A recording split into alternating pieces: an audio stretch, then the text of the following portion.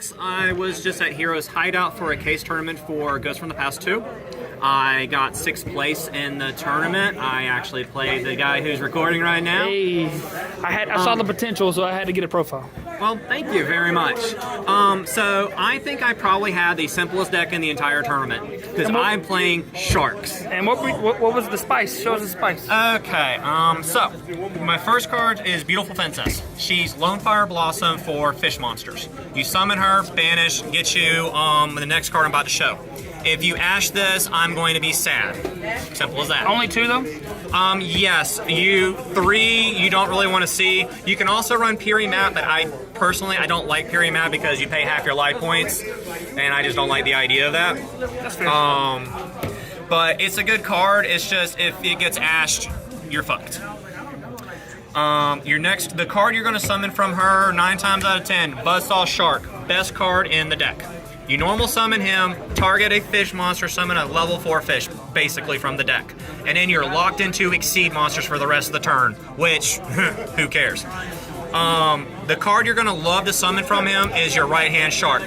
When you use this to Exceed summon, it can't die by battle. I hate that card so much. And if it's in your graveyard and you got no monsters, you can summon itself back and give you a free body so you can start your shit. I only play 1, 2 gets a little bricky. You only want to summon it from Buzzsaw Shark. Most of the time, it will get Pod Desires away. Next card is Lantern Shark, kind of the cousin to Buzzsaw. On summon, summons a fish monster from hand. It locks you into Exceed monsters when you do it. Both of these cards have a secondary effect that you do not see in this current build, but in Nash Pack, post-Nash Pack, the other effect comes in handy because you can summon a rank 3, 4, or 5 water monster. And when we get the Nash Boat in the water pack, you can basically make this into Nash Boat and terrorize your opponents with the Nash Boat. Nice. And you can also summon Nightmare Shark. You can also summon Leviathan Dragon, who does that shit in 2022. But it's there because you can summon 3, 4, 5. Next is Exceed Remora. You detach 2 monsters from your Exceed monsters from an Exceed card and then summon 2 fish from your graveyard. If you resolve this effect and you got an extender, you win. Because you're going to summon out like at least 2 rank 4s off of this, and you're probably going to end up with a F0, which is awesome.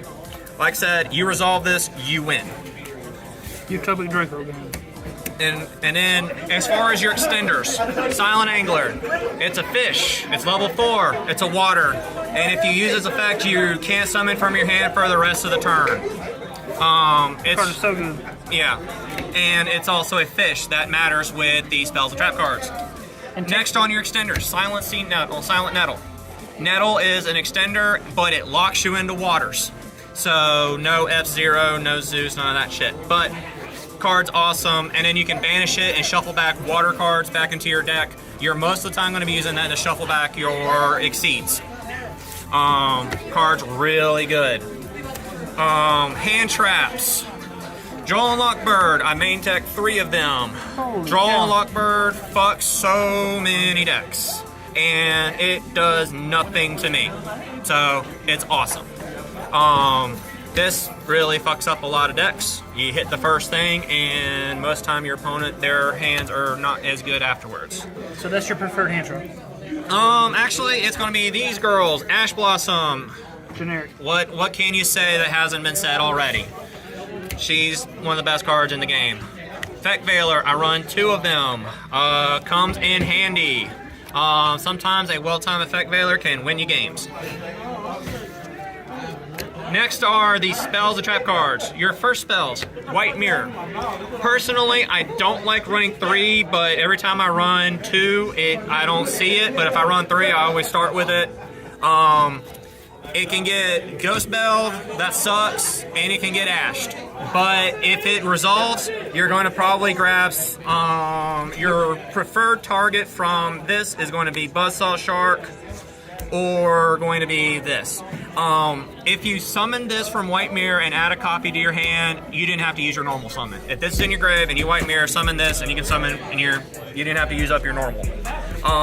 One of the big problems with this deck is your normal matters a lot sometimes. So this can help alleviate that a little bit. Like if they DP you normal summon. Yeah. Here's another starter, Ready Fusion and Instant Fusion. I own a third Ready Fusion, but I only run one target. I do this in case you negate this one, and if I have this one in my hand, I can still do my shit. Pay 1,000. Rare fish. Yeah, that's just what you're gonna summon every effing time. But we'll get to that in a moment. Next, Call by the Grave, and here's my ones of. Call by the Grave, it's awesome. If I could run 2, I would.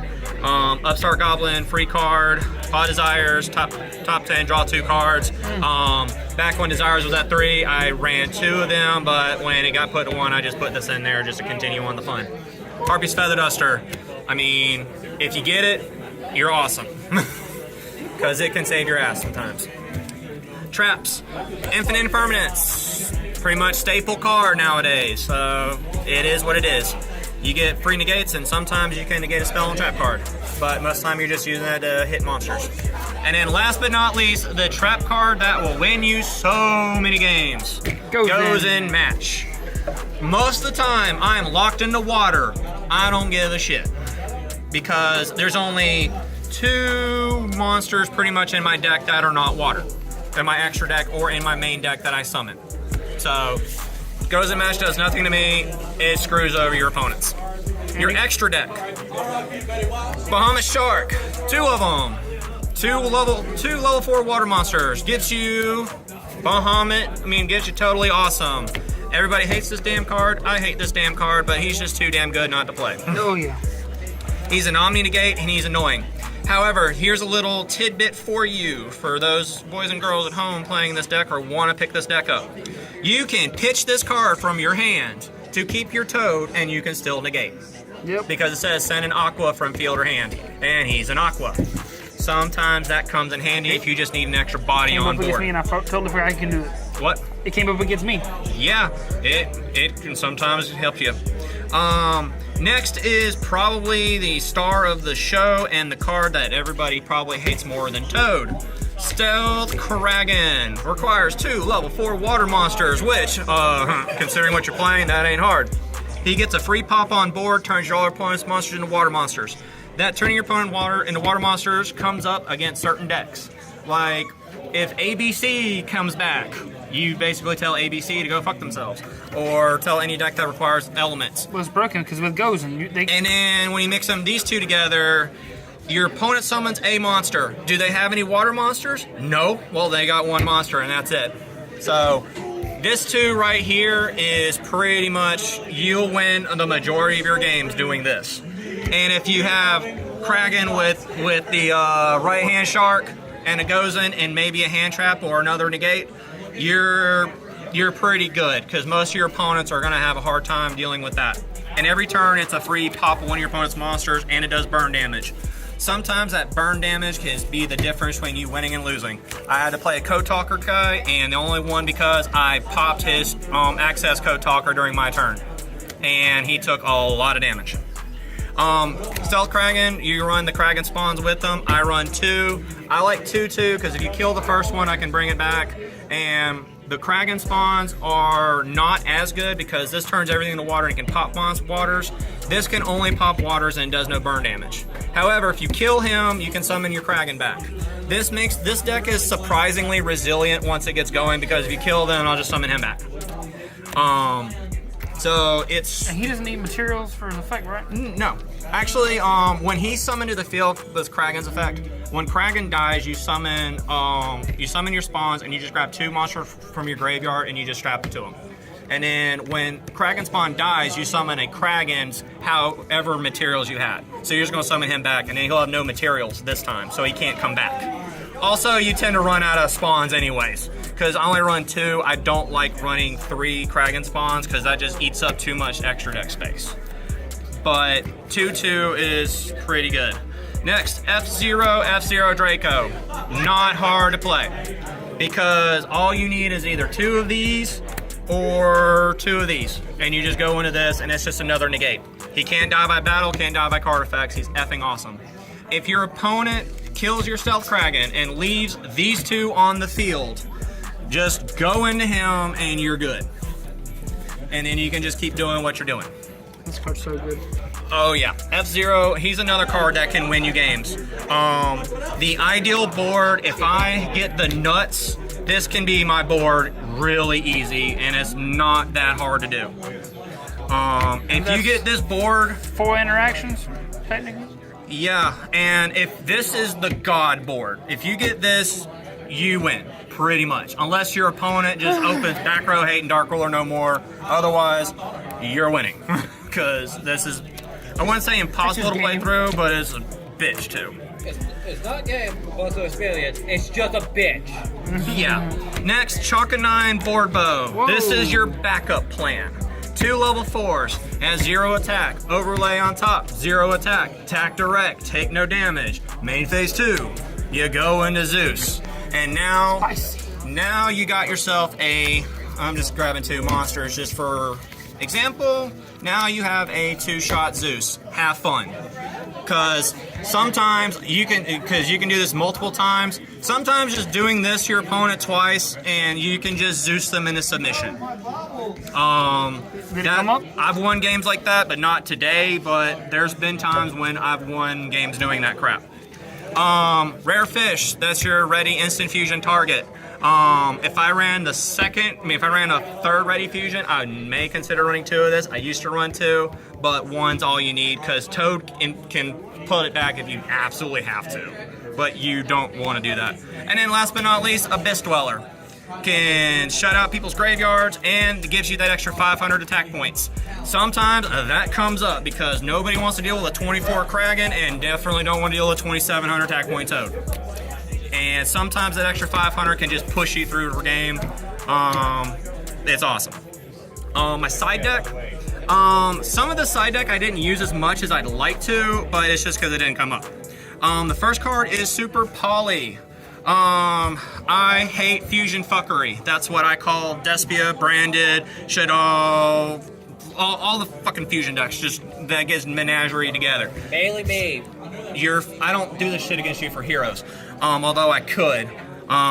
Anyways, pitch a card, fuck your opponent's field up. My targets are, I'll side in, I'll take out cards from them. I'll side you in if I'm playing against heroes. And if, what's that deck? PK, Brave PK would have actually been really took off like we thought it would have. This would have been awesome against them too. It's good against my deck too. Yeah, once it comes up. And then Starving Venom Fusion Dragon, because yeah, that's usually your main Super Poly target. You got room in your extra deck, you can swap out. Yeah, you gotta be careful though, because I subbed out this one game when I Super Poly'd and I kind of missed it. I still won, but there was like a time when I'm like, oh, this would have really came in handy because I was playing Branded Despia crap. And he kept summoning shit from his graveyard. Next, evenly matched. If I'm going second, I sub these in and hope I get them and blow them out, pretty much. If I'm going first, though, siding, I put in Anti-Spell Fragrance. This card slows down a lot of decks. And if there happens to be a Pendulum player, which I don't think there was, of course, this pretty much tells Pendulums go fuck themselves. Poor Pendulums. Poor Pendulums, I don't feel any sympathy at all for them. Sympathy for me. And like I said, this also helps you against the Fusion Fuckery deck, because they gotta settle their spell cards, so you get a free turn of them not doing anything to you, which gives you an extra turn to possibly set up. Phantasmi, I run 2 of them. If you're playing against a link heavy deck, gives you free extra cards. It can fix your hand, and every once in a while gets you free protection, but most of the time you're just using it to fix your hand. Never not decide in for plunder. And then last but not least, Triple Talents. It's okay, you slow me down, I'm going to at least either draw 2 more cards, or steal a card, or take a card out of your hand. There's been times when I've won just by just stealing people's monsters and just bashing them with it, but it's a good card. I would run 3 if I had room, but as you can see, the room is tight. If I was going to take out any cards, I was thinking about taking out him and either putting in a 3rd talent or putting in either putting the Predaplant, the 3-headed Predaplant that requires 3 darks. Thought about putting him in, or putting in another like Muddy Dragon or something like that to take, It really doesn't matter. I just something better because this guy does not come up as often as I want it to justify keeping it in here. Fair. Any shout outs? Not really. I'm not really big on that kind of stuff. But yeah, this is probably like the simplest deck you'll see in this entire tournament. It's brain dead to play. It's shark, bigger shark, or shark, jellyfish. Get 2 big sharks, you make a dragon. That's pretty much the deck.